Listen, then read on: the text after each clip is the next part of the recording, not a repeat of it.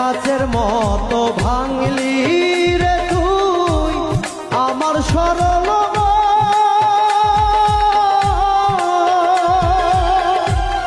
একবার তুই ভাবলি না রে আমি তোর আপন বন্ধু আমি তোর আপন কাচের মতো ভাঙলি রে তুই আমার